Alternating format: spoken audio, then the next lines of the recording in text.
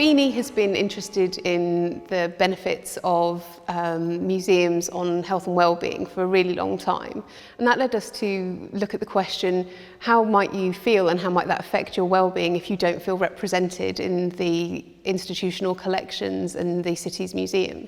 We researched our collection, our portrait collection, and we used the sort of framework of the 9 protected characteristics of the Equalities Act to look at who from those communities were represented in our portrait collection. And as part of that, we've put on an exhibition where we've had loans from the National Portrait Gallery, but we've also done 3 new commissions of local people, and they've been chosen by the local community as well. So I was very happy with the details on your face. I thought, yes, I've got that dead on. The portrait behind me is my portrait of Dr. Sinan Rawi, former Grand Imam of Canterbury Mosque, educator and just all-round great guy. It was sort of painted over about 3 months in oils on canvas. I've tried to capture as many elements of him as physically possible. He's such a multifaceted person. She sent me some initial parts of it, say part of the face, and I was very impressed. I thought I'm really very lucky and very honored to have someone so talented to do this kind of work. I've painted him in his garden, which is gorgeous and lush and full of a plethora of plants and fruits. I thought it really represented that sort of nurturing side of him. He cares so much for every part of his life, including all the students he's educated over the years. So I thought the garden was a really perfect place to represent that. The idea of inclusiveness of the different communities in Canterbury, it was recognized that the Muslims have done a lot and still are doing and probably will do more in the future. And therefore they approached the mosque and to have somebody who would represent the Muslim community, and I was nominated. I never expected this, to be honest with you, never in my mind. I just did a lot of teaching. I graduated, must be quite a few thousand students in electronics and in mathematics, but also I think the main aspect that put me forward into the gallery is my role as a member of the Board of Trustees of the Canterbury Mosque. So traditionally, gallery collections are decided by a select few, and what we wanted to do is kind of really expand out that question about who should be represented in Canterbury City museums and galleries. So we actually asked the public. We put out an open call and we asked them who did they think should be part of our collection.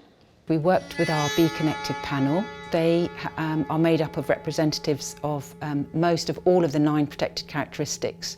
So it means that we have a really positive and good way to reach those communities to make sure that we are having a dialogue with them and that we're encouraging them to come to the museum. We also worked with a very established artist called Sarah Spencer.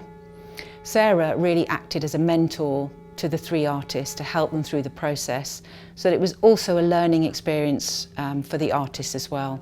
She was really helpful in facilitating the process of doing such a daunting commission, actually. You want to do it right, so she was excellent in helping me through that. It also kept the relationship with the museum and the commissioner a little bit separate.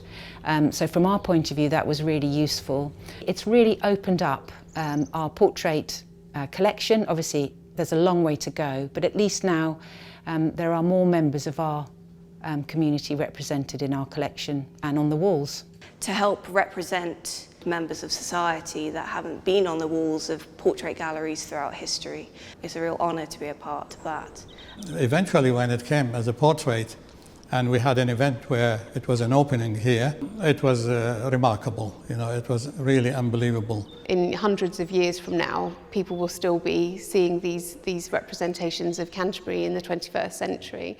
So that was really, really moving, that people felt really honoured to be selected to be part of this process. It's kind of built those connections within their communities and their families, and we've been trying to reach out more actively in communities that wouldn't ordinarily go to museums and galleries because they feel that it's not for them and they don't see themselves on the walls. So this has been quite an important part of our statement to say actually we really are for everyone. I think it's gone really well. It was very, very useful, helpful and rewarding working with the National Portrait Gallery, having them give us really useful and practical advice and help putting the exhibition together, having this whole network of other museums and galleries that we can draw on their expertise and their knowledge and share best practice. To reach out to young artists who are just starting off in their career, it's an opportunity like no other.